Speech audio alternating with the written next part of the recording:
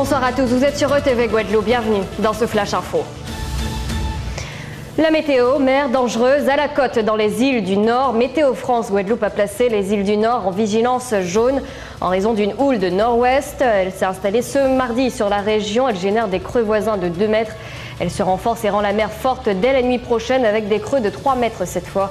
Elle continue de creuser les jours suivants en s'orientant au nord. Les creux moyens augmentent tout au long de la semaine, pouvant atteindre les 4,50 mètres samedi. Un incendie s'est déclenché dans un appartement situé à Tivoli, à Grand-Bourg-de-Marie-Galante lundi.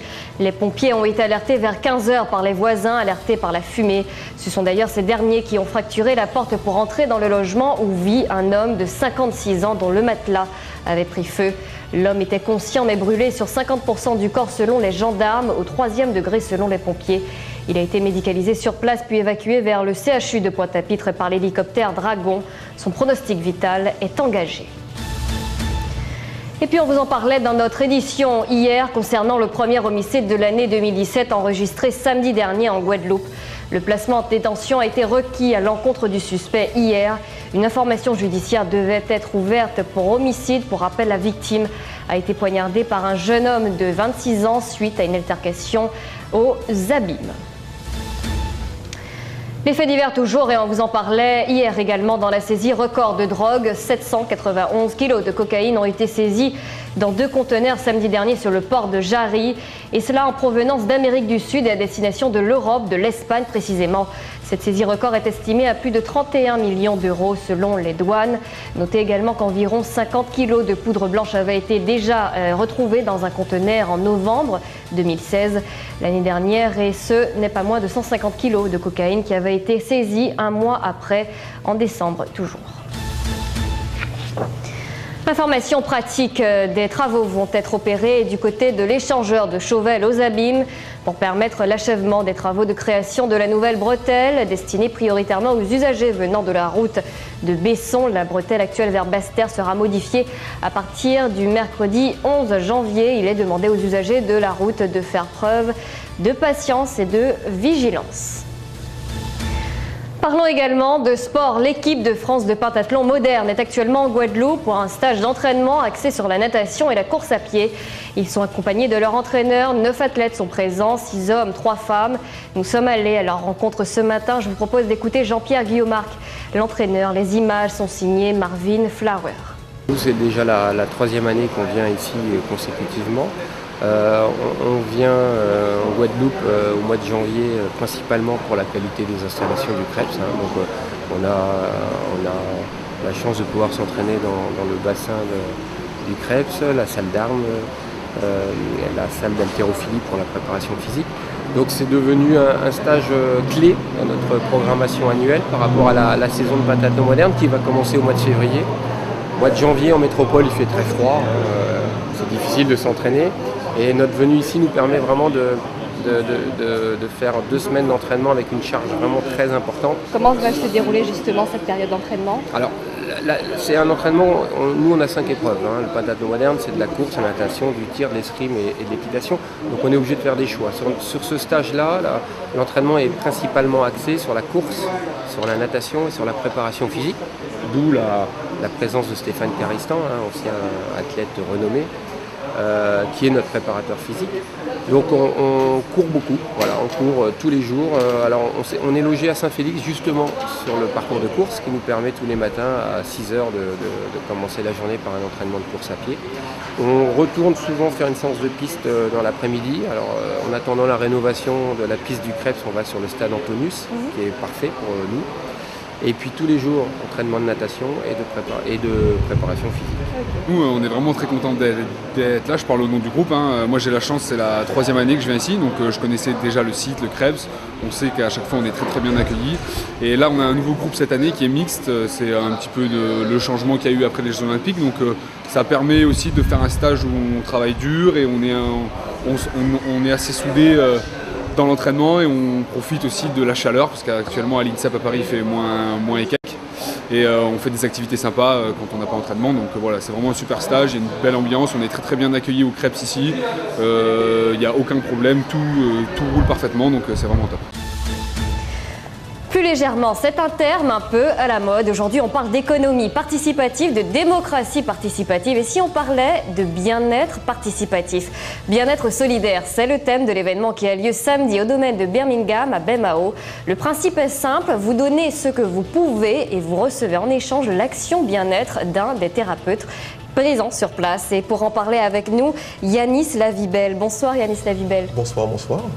Alors déjà, on va parler de l'événement. Quels sont les autres thérapeutes qui seront présents sur place ? Alors sur place, en fait, on aura du shiatsu, on aura également de la sonothérapie, on aura du quantum touch et on aura toute une pléiade de thérapeutes qui vont pouvoir justement mener des actions de bien-être vis-à-vis des personnes qui seront présentes ce jour-là. Mais justement, pourquoi bien-être solidaire ? Alors, bien-être solidaire, l'idée de solidarité vient du fait que les personnes qui viennent donnent financièrement ce qu'elles peuvent donner. Et derrière, en fait, elles vont recevoir donc une action bien-être qui va leur faire du bien. Et les fonds récoltés vont permettre à leur tour de faire du bien à d'autres personnes qui, elles, n'ont pas forcément les moyens de trouver ce réconfort. Et donc, dans l'action, on dit un réconfort pour soi, pour un sourire, pour quelqu'un d'autre. On parle de shiatsu, vous l'avez dit, de sonothérapie. Est-ce que ce sont des méthodes, finalement, qui sont, parlait de moyens financiers, qui sont accessibles en Guadeloupe et pour la population ? Alors, ces méthodes sont déjà accessibles. Il faut voir que sur le marché du bien-être, il y a beaucoup de méthodes qui se démocratisent de plus en plus et elles sont déjà accessibles. Mais c'est vrai que généralement, on n'a pas forcément la sensibilité ni le réflexe de se porter vers ces méthodes pour travailler sur son bien-être à soi. Et est-ce que ce sont aussi des méthodes qui sont fédératrices, justement, qui peuvent, on parle de bien-être solidaire, est-ce que ce sont des méthodes qui pourront fédérer tout le monde ? Généralement, le bien-être, ça se partage. Quand on est bien, on a envie de partager, on a envie de le donner aux autres. Et je pense que le bien-être collectif, une des voies pour le bien-être collectif est le bien-être individuel. Parce que le collectif, c'est une équipe de personnes. Donc si toutes ces personnes sont bien et en phase avec elles-mêmes, l'équipe ne peut être qu'en phase. Comment est née l'idée, le concept et le projet ? Alors le projet, en fait, on s'est réunis avec quelques thérapeutes. Il y aura Jean-Gérard Fontange qui est sonothérapeute. Il y a aussi Nicole Suzan qui a l'Authentic Spa et qui est également dans le bien-être. Il y a Bruno Mir qui est coach en développement personnel. Je ne vais pas tous les citer, mais à un moment donné, en fait, on s'est réunis et on a mis en place ce qu'on appelle le mouvement solidaire. Le mouvement bien-être solidaire, c'est un mouvement en fait qui permet, comme ça se faisait en Italie, il y avait des cafés suspendus. C'est-à-dire que vous venez, vous prenez un café et vous décidez de laisser un café suspendu. Donc quelqu'un, en toute discrétion, peut passer après et demander le café suspendu sans qu'on ne voie qu'il est dans le besoin ou autre. Et c'est un peu ce principe qui est vieux, qu'on a essayé de réappliquer dans le bien-être. On parle aussi également d'accompagnement du bonheur. Quelle est la définition que vous attribuez au mot bonheur ? Justement, le mot bonheur, il n'y en a pas. Il n'y a pas vraiment de définition spécifique. Moi, mais il existe quand même, donc il faudrait... J'aime pas globaliser. Le bonheur, il y a des bonheurs. Il y a des bonheurs. Et on a chacun notre bonheur. Et l'accompagnement au bonheur, c'est vraiment permettre aux personnes de se rendre compte des comportements qu'il faudrait qu'elles aient pour accéder à leur propre bonheur et non pas un bonheur générique qu'on pourrait vendre, etc. Pour revenir aux professionnels qui seront présents samedi, aux professionnels des méthodes bien-être, ils ont accepté comme ça de jouer le jeu et finalement de faire du bénévolat, je dirais ? Ils ont accepté dans la mesure où, après, vous me direz qu'il y a peut-être d'autres personnes qui agissent de manière différente, mais je parle de ce que je pratique. Moi, le bien-être, en ce qui me concerne, c'est une passion.